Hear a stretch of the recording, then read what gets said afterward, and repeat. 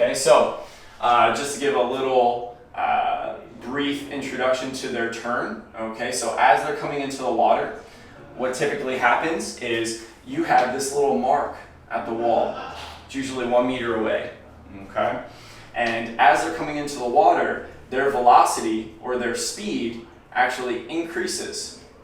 Okay, so think about, we are keeping our pace and then we're going to increase that velocity. So we're getting faster and faster as we're coming into the wall. And what's going to happen here is we're going to do a tumble or a flip in the water. Now as that happens, we're having one full explosive pull. We're tucking the chin to the chest, bringing the chest to the knees, and we're rotating in the water. Now as that movement finishes, we are then in a squat position, which is amazing. So just to give you a brief input here. So we think about a squat. All right, so here are my feet. Jiga chigai, jiga pigul. Okay, our knees, our hips, and here's our torso.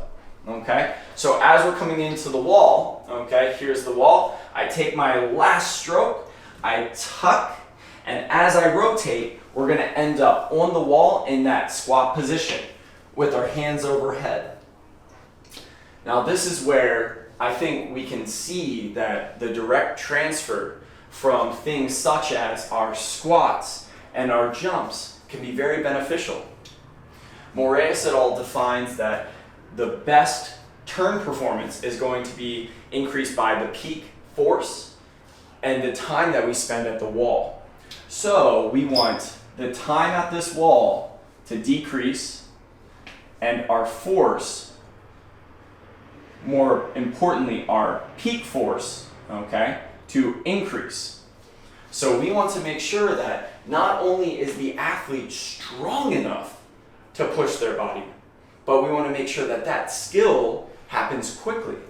So after the coach demonstrates that what position the body needs to be, so again, we are parallel to the ground as the feet make contact with the wall, and we have a small bend at the knee, and we're trying to drive our body away.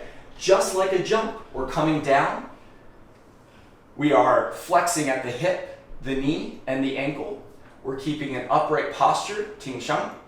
Okay, 3, 2, 1. My hands come overhead, and I'm driving away from the wall.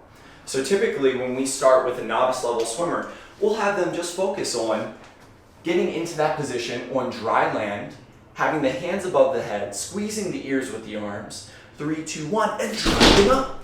Okay? Sometimes they go through the roof like that. All right?